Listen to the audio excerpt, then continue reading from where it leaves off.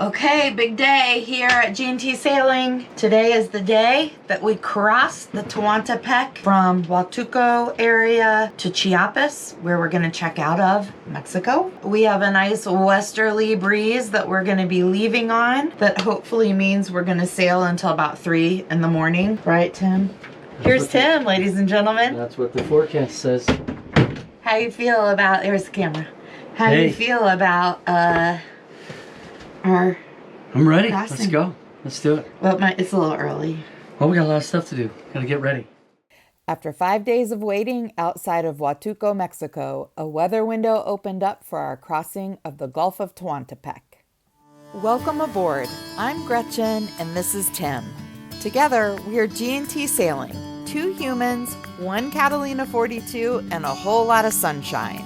We set sail from San Diego in 2022 and have been happily meandering south ever since. We're not fancy and we're definitely not the sexiest sailing channel out there, but we do aim to keep it real. We share the wins, the wipeouts, and the what were we thinking moments of the cruising life. Grab your beverage of choice and join us for the highs, lows, and laughs.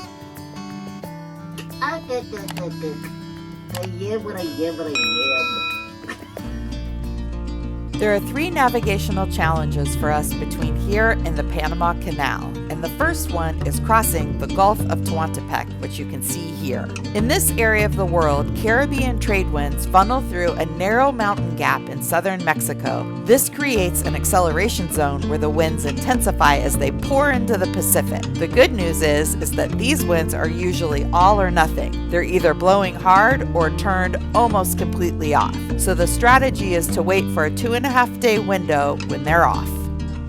We're hopefully going to have wind to sail till about 3 in the morning, and then at that point the wind dies and it's going to be pretty light. A couple of things. There are currents that swirl around in this bay, so we are purposely going to go a little bit outside of the rum line to stay in like a 1.7 to 2 knot current for like the first third of the passage. And then we'll have current that's on the beam. Hopefully we've chosen our route so that we're above this current that it would be like head on if we go back down into the bay. So we'll sort of see what happens, but there's sort of wind and current considerations for this passage, which is kind of the first time since we left San Diego that we really had to think about current. The other thing about this passage is that on the Chiapas side, we've been watching the wind for the last few days, and we want to try to get in there as early in the morning on Wednesday, of course in the daylight, but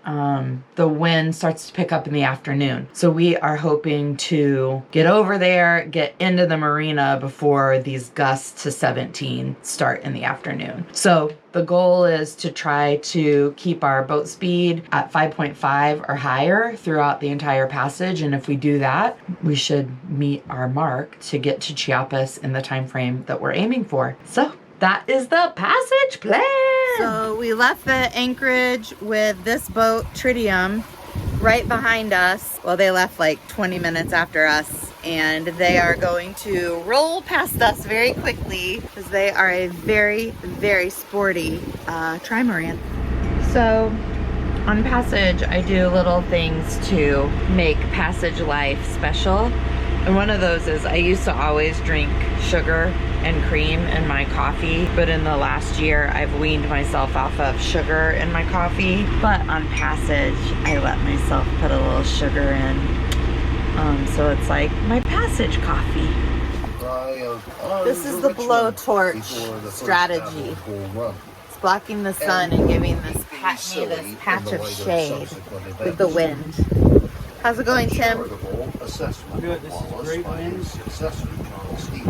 Hope this stays. It never does. It's nice to sail all the way across this thing.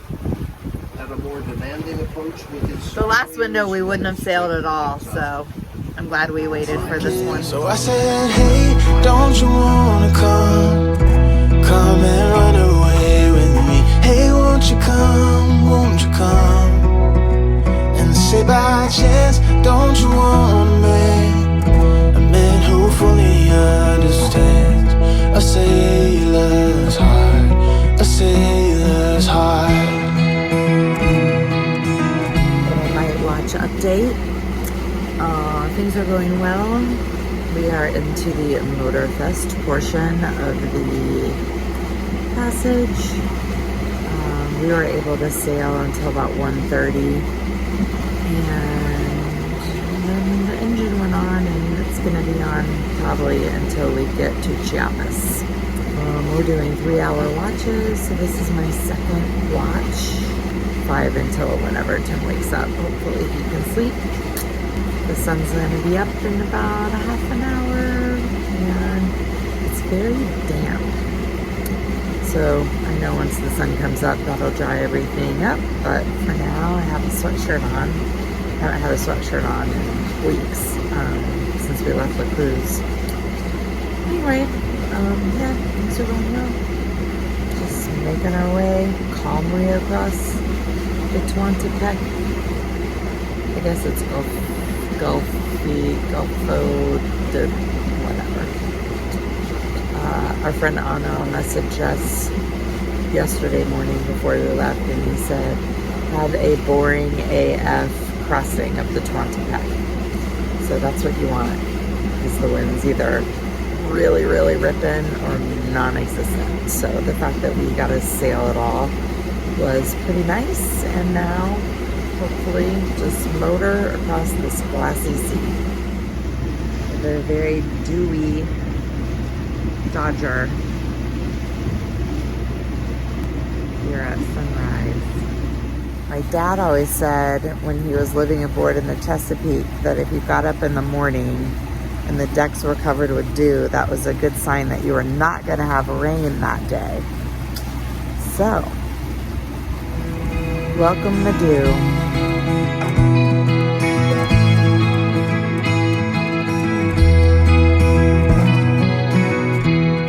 You're a born survivor, and you'll never find yourself in love.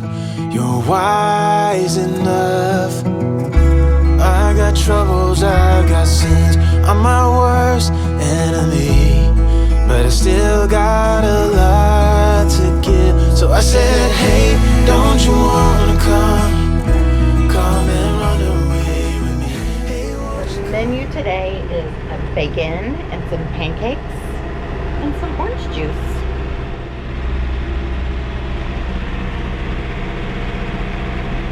And I splurged when we were in the cruise, and I bought Canadian maple syrup. So that's gonna be delicious. Cooking under a fan, highly recommended in the tropics. You should have fans everywhere in your galley. We have one there, we have one here. You can't have enough fans. Last morning on passage. We are how many miles? 7 from the waypoint, and 5 or so from there. So a little over 10 miles until Marina Chiapas. Low tide is like a little less than a foot under at 12:30 p.m. We're kind of getting here close to low tide.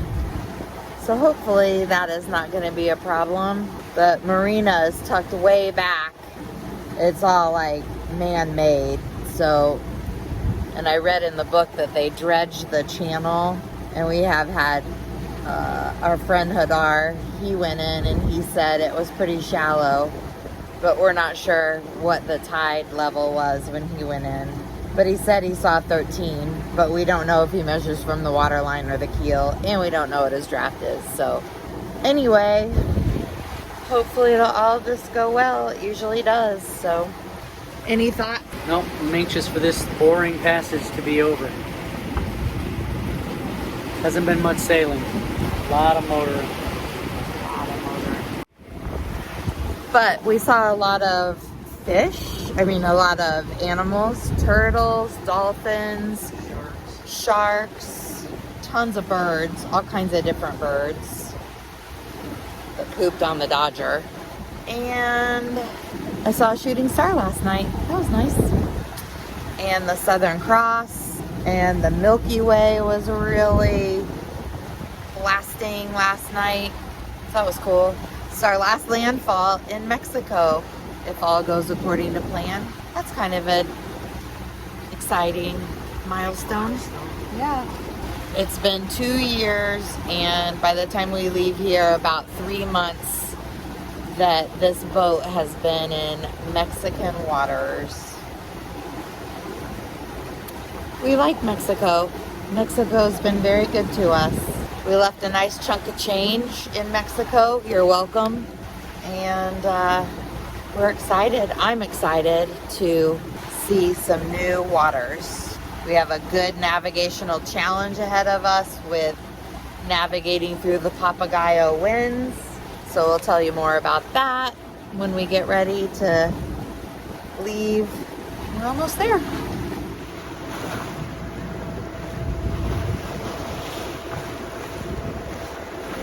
How would you compare how it feels going into unknown marinas 2.5 years into our cruising life versus the very first time like we pulled into Mazatlan?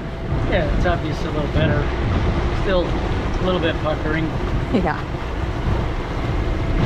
I think we have a good strategy though. Yeah, we got a lot of intel from people.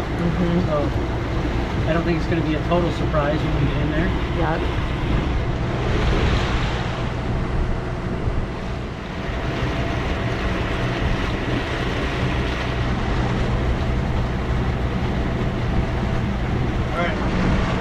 Capitanía de Puerto, Velero Felicita.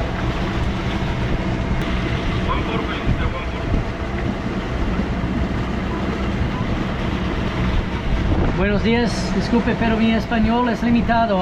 ¿Habla inglés?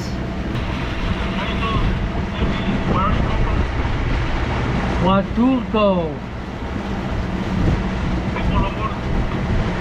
Dos.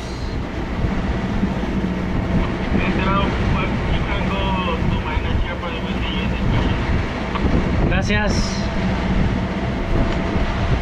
What do you say? You can go to Marina Chiapas.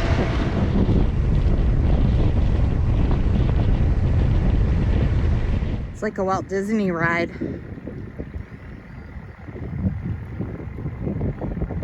What's the depth now? 13. So I just hailed the marina and we requested a portside tie, and they confirmed that they will be waiting for us. So hopefully this is pretty easy. I see a lot of masts ahead. I see the ends of the docks. Well, we officially made it across the Tehuantepec. That's a good place to leave this episode, and we'll see you next time.